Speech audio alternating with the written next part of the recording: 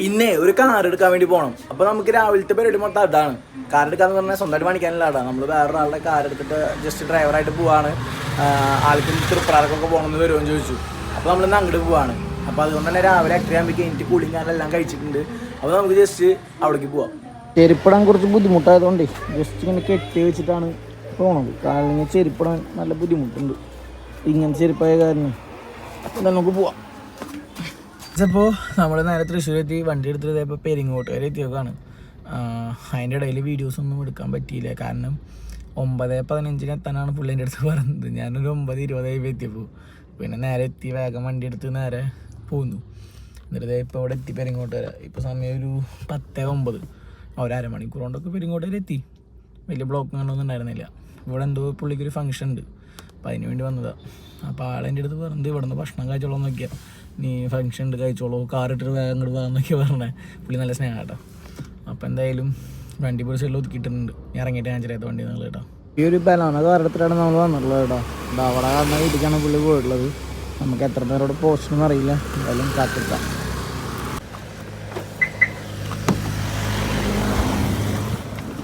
അയ്യോ,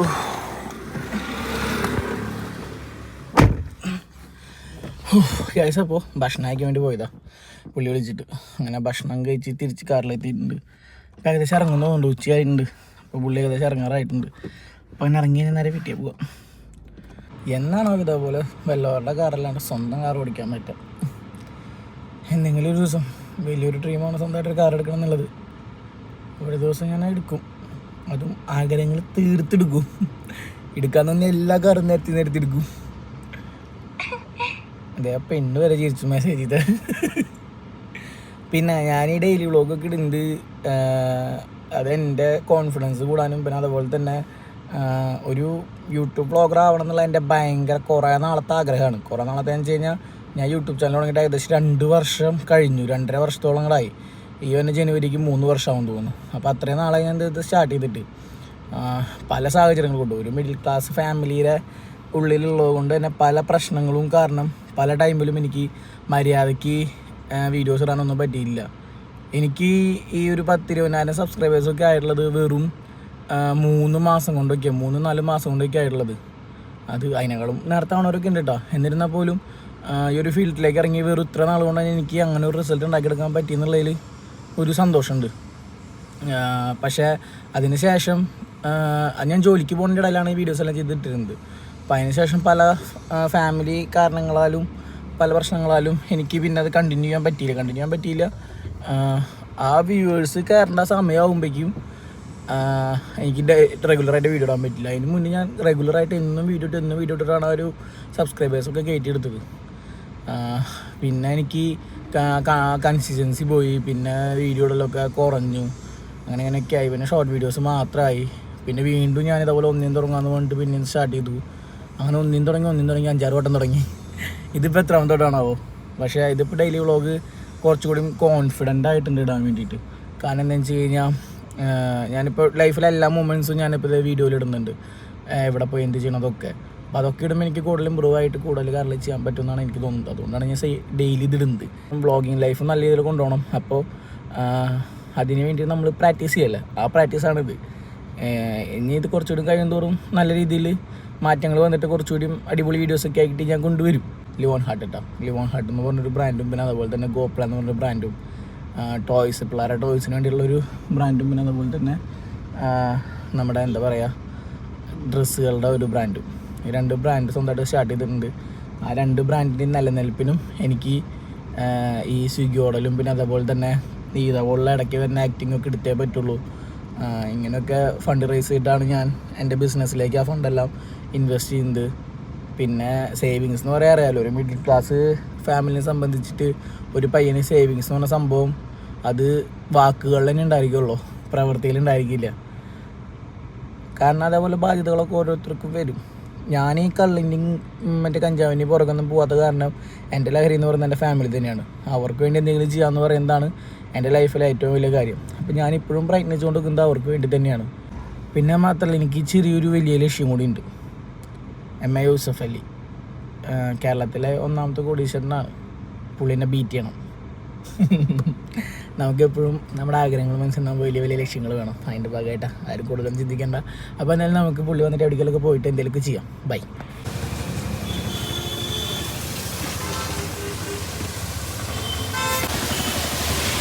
ഇതപ്പോൾ നമ്മൾ കാറെടുക്കാൻ പോയിട്ട് വരുന്ന വഴിക്ക് നമ്മളെ ഞങ്ങൾക്ക് ചിലപ്പോൾ നമ്മൾ കാറെടുക്കാൻ പോയിട്ട് തിരിച്ചു വരുന്ന വഴിക്കുണ്ടല്ലോ ഉച്ചവരുണ്ടാകുള്ളൂ. കഴിഞ്ഞ് വരുമ്പോഴേക്കും നമ്മൾ സാധനം വാങ്ങിച്ചിട്ടുണ്ട്. ഉപ്പിലിട്ടത് മാത്രം നമ്മുടെ തൃശ്ശൂർ സെൻറ്റ് തോമസിൻ്റെ അല്ല ജൂബിലി മിഷൻ്റെ അടുത്തുള്ള ഒരു കടയുണ്ട്. അവിടെ ഉപ്പിലിട്ട കുറേ സാധനങ്ങൾ അവിടെ വാങ്ങിച്ചിട്ടുണ്ട് കേട്ടോ. എത്ര ഐറ്റമാണ് ഞാൻ പറഞ്ഞുതരാം. ഹായ് ഇട്ടത് മാത്രമേ ഉള്ളൂ. ഇതിൽ 83 സാധനം ഉണ്ട്. 3 വെച്ചിട്ട് 83 ഹരിക്കണം 3 നോക്കിയാൽ അപ്പോൾ എത്ര ഐറ്റം ഉണ്ടെന്ന് അറിയാം. 29 ഐറ്റാട്ടതിലുള്ള 29 ഐറ്റം ഉപ്പിലിട്ടുള്ളത്. നമുക്ക് ഓരോന്നോരോന്ന് കഴിച്ചു നോക്കാം പ്ലേറ്റിലിട്ടിട്ട്. 3 വെച്ച് വാങ്ങിച്ചിട്ടുണ്ട്, പേടിക്കണ്ട. ഇതിൽ 29 ഐറ്റങ്ങളുണ്ട്. മൊത്തം 83 പീസാണുള്ളത്. 3 വെച്ച് വാങ്ങിച്ചിട്ടുള്ളത് കേട്ടോ. ഇതിൽ എന്തൊക്കെയുള്ളത്? കയ്പക്കായ, പൈനാപ്പിള്, കോവയ്ക്കുണ്ട്, നെല്ലിക്ക, പിന്നെന്തിട്ടാ ജാതിക്ക. ഇതെന്താ സാധനം? ഈ സാധനം മുന്തിരിയാണോ?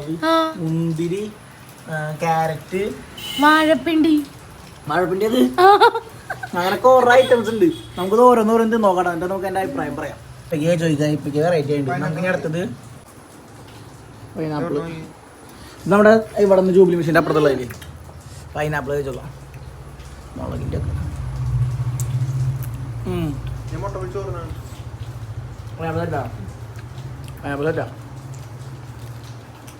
അടുത്ത് നെല്ലിക്ക ഉണ്ട്.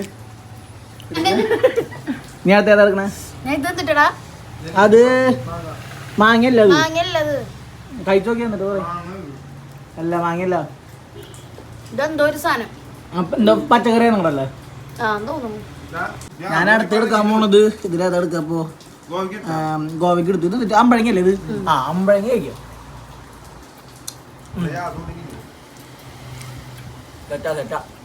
സൂപ്പറാ.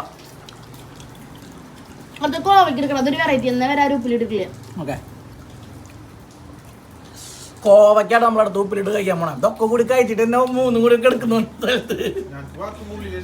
ഞങ്ങക്ക് പുറത്തേക്ക് അങ്ങനല്ല വെളിക്കിരിക്കല്ല.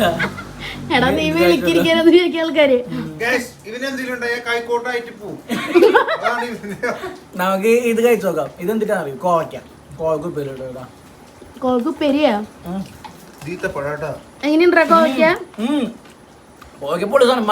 എന്നാ നീ നിർത്തോ, ഞാൻ എടുക്കട്ടെ.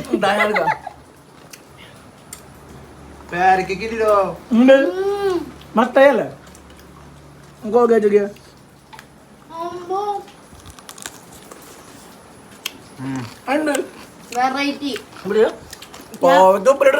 ഞാൻ ആദ്യം അറിയണം.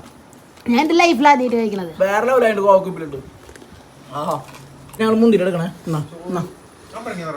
ഒരു മിനിറ്റ്, മുന്തിരി കഴിച്ചോ. ഉണ്ട് കഴിച്ചോക്കെ മുന്തിരി. പിടിച്ച ഞാൻ കഴിച്ചോട്ടെ. വേണ്ട, നീ കഴിക്കണ്ട, ഞങ്ങള് കഴിച്ചിട്ട് പറയാം. Variety taste. വേറെ ടേസ്റ്റ് ഇത് കഴിച്ചോക്ക്.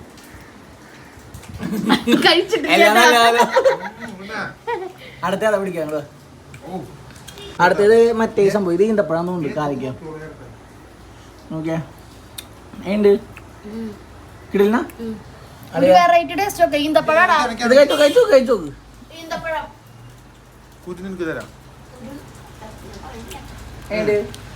വെറൈറ്റി കഴിച്ചോട്ടെ. ഇതിന് കുഴപ്പമില്ലാന്ന് റിവ്യാന്ന് വരെ ഭാഗത്ത് നല്ലൊരു വെറൈറ്റി ഉണ്ട്. ഈന്തപ്പഴത്തിന്റെ മധുരത്തിന്റെ ഒപ്പം ഒരു ഉപ്പു രസം വന്നപ്പോഴേ ഏതാ മാങ്ങ. ഓക്കെ മാങ്ങ കഴിച്ചോക്കാം. മാങ്ങ കേട്ടോ. മാങ്ങ പതിവ് സാധനമാണല്ലോ. ചനച്ച മാങ്ങിയ നല്ല രസമുണ്ട്. നീ പയറ് തന്നെടാ. തണ്ണി മാത്രമാണ് തിന്നാട്ടാ. ഏണ്ട് കുഴപ്പമില്ലാന്നുള്ളൂ അല്ലേ? ചെറുത്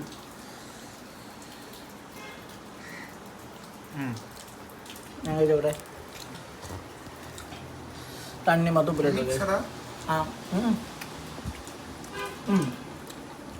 ഉപ്പിന്റെ കൂടുതൽ നിൽക്കണ്ടല്ലേ ഒറ്റ പാക്കറ്റ് ആണോ? ആ തുണി എല്ലാത്തിനും 3 എടുത്തോളം വാങ്ങിച്ചു കുഴപ്പമില്ല. പയറ് എനിക്ക് ഉപ്പ് പിടിച്ചിട്ടില്ല. ഓ ഇതിലൊന്നുമില്ല. ഉപ്പ് പിടിച്ചിട്ടില്ല പയറ്.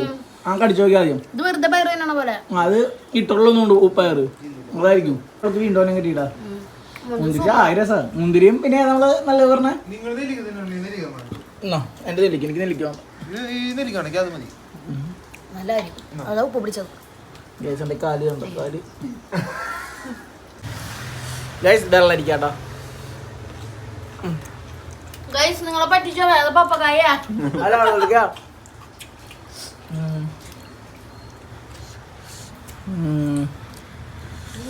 ക്യാരറ്റാ ക്യാരറ്റ് ഡയറക്റ്റിയാ? ക്യാരറ്റ് ക്യാരറ്റ് ചാറ്റിന് തൊല്ലിയാണത്. ഭക്ഷണം എടുത്തായിരുന്നു. 87 പീസ് ഉണ്ടായിരുന്നത് ഇത്രയായിട്ടപ്പോ ഇത് മാത്രമേ ഉള്ളൂ. അമ്പഴങ്ങ ആർക്കെങ്കിലും വേണ്ടേ?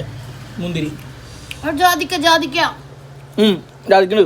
ജാതിക്ക കഴിക്കും. നീ കഴിക്കാദ്യം. അത് നീ കഴിക്കും. അങ്ങനെ ചവർക്കുണ്ടാവും. ഞാൻ ചാനലിൽ കൂടി വെച്ചാൽ സ്ഥലത്ത് ജാതിക്കാട്ടാ. ജാതിക്ക് ഉപ്പിലിട്ട് എരിവെല്ലാം കൂടി വരുന്നുണ്ട്.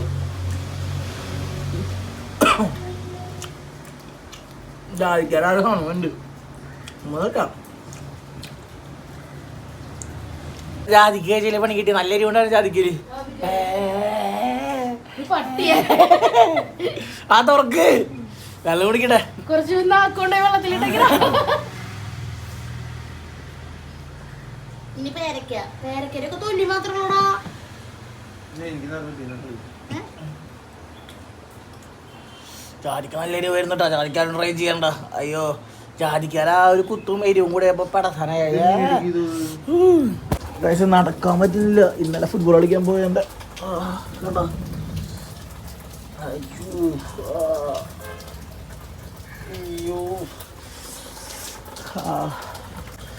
നടക്കാനിരിക്കാൻ ഒന്നും പറ്റില്ല. കാര്യം നല്ല നീരായിട്ടുണ്ട്. മുമ്പിലുണ്ട് നടക്കാനും പറ്റണുള്ളൂ.